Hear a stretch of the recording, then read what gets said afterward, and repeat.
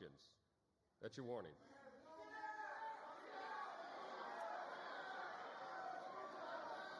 Members. Yeah, that just happened. We have a mandate, and it's to learn about new technology trends.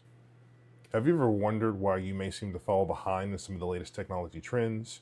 Or when you go out with friends, why they seem to have all the knowledge of anything that's new that's out? It's because they prepare themselves and right now medical companies, investment firms, law offices, and governments around the world are investing in AI. Why not get in on it right now? So invest in it now. Be the talk of your school, be the talk of the office, be innovative at work, and become your local Tony Stark with what I'm showing you right now.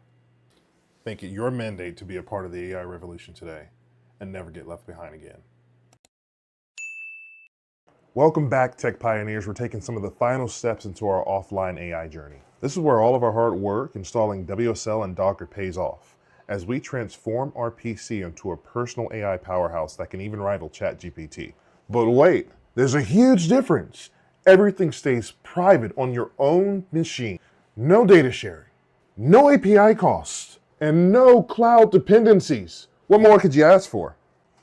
That's right, baby. We're talking about pure AI power under your complete control. So let's dive in on these final steps. We're about to bring your local AI to life. Usually I use Google, but we're going to use Bing. It doesn't matter which one you use, it'll be the first result. We're going to type in OpenWebUI and hit enter. If I can type correctly. There we go. First result that popped up. Okay, once that page opens, it's going to take us to docs.openwebui.com. You'll see some instructions, tutorials. You also see that you can run different modules, large language modules inside of OpenWebUI. It kind of looks like ChatGPT, if you ask me, minus some of the user interface differences here. If you scroll down, you'll see Quick Start with Docker. You'll see some other quick start guides. It's a great read if you want to fall asleep at night. Again, however, we're going to go to GitHub and open the repository from there. Okay, so if you click the back button, we're going to go down to the second link here. It's going to open OpenWeb's Git repository. We're going to copy this code out. When you have the code copy, you can just paste it inside of your terminal. We should still be at the last session. I'm going to clear my screen so that it looks clean, and then paste the Git repository in there. It's going to take a while to run this, so I'll fast forward through this piece here. You should not receive any errors. I've done this on multiple systems. Okay, now that's finally done. Let's open the file and navigate to backend. So cd-/openweb. Actually, let's take a look at our file structure first. We're going to type in ls-l. And I generally like to see things a little bit neater than this, so I'm going to do ls-a. This looks pretty good here. Everything looks like it's in place. Yep, so I think we're good to go into our file. So we're going to type in cd openweb/openweb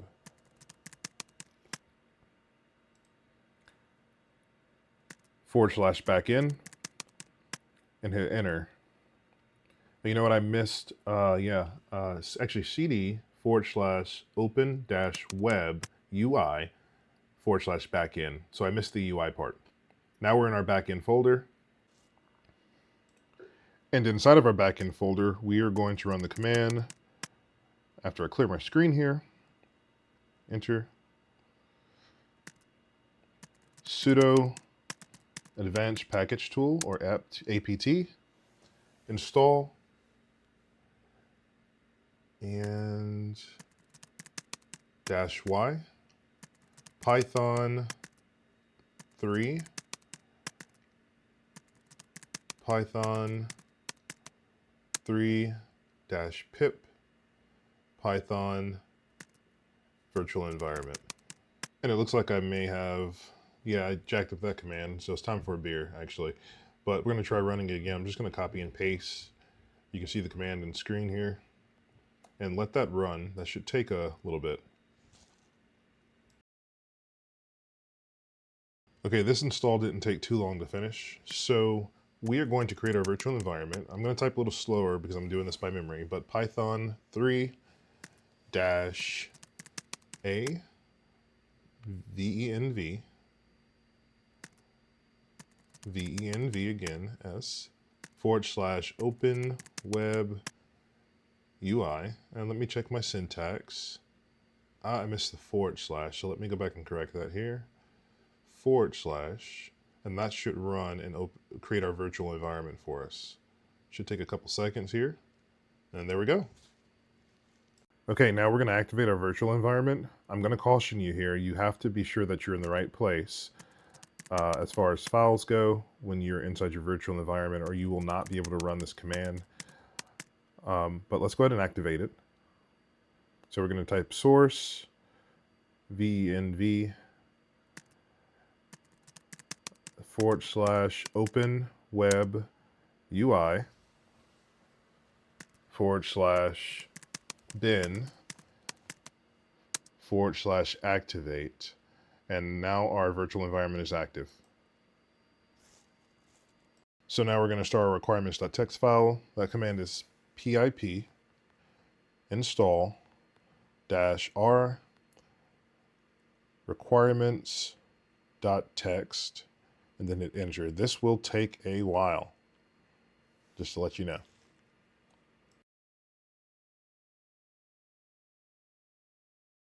As you guys can see, I'm leaving the moneymaker here. I'm heading into the kitchen. I'm a normal person. I record all these videos the same day. I'm here to look at my tangerines to see how they're doing here. We're going to get started and show you guys some ingredients on what I use to make my kombucha / beer. Yes, it has a little bit of alcohol to it. Everybody needs to wind down at the end of the day. So here we go.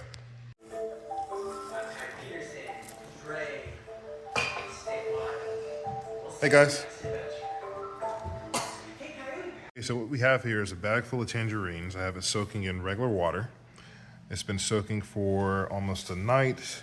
I like to give it a 24-hour soak, and then what I'll end up doing is I'll mash it to get most of the juices out, and then we will add a little bit of sugar and some water to the concoction to get our wine started.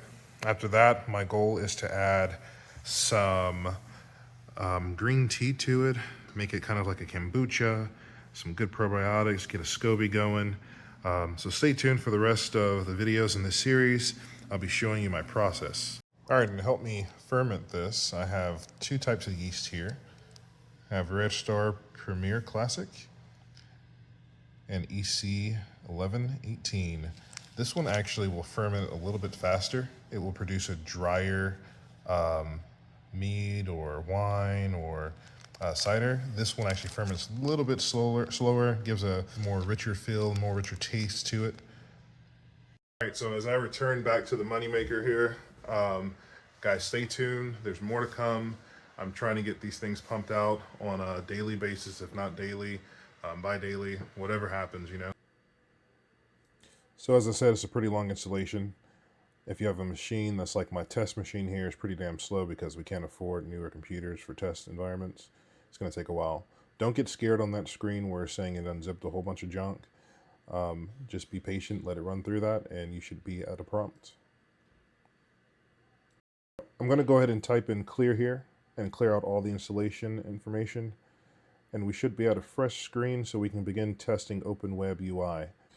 Okay, now that you have OpenWebUI installed, let's go ahead and test our Docker deploy with OpenWebUI. So we're going to type in Docker compose up. Perfect. Okay, the first time you run this, it could take anywhere from 5 to 20 minutes to download all the packages. As you see, we're running OpenWebUI. Now we can go ahead and navigate to our browser. Okay, now that we're in our browser, if you've never done this before, you'll have to create a username and log in. It is local. I'm going to go ahead and enter my company's username and then enter my password. Once I've entered my password, I should see all the modules that I've downloaded. If you haven't, you need to go back and watch video 2 and 3. We're going to do a test. You'll see me speed up here, as on this PC it takes forever to run the inquiries and to generate a response. So as you can see, it's generating a response here. So that's a test with Mistral. Now we're going to change to Llama and run another test. This one's going to take a little bit longer to generate a response, but there's the response for Llama. Now I'm going to change it to another large language model, DeepSeek, and then write a question in there and then let it generate a response. This one actually does it a little bit faster. And then while it's generating a response with DeepSeek, I'm going to change to Arena module.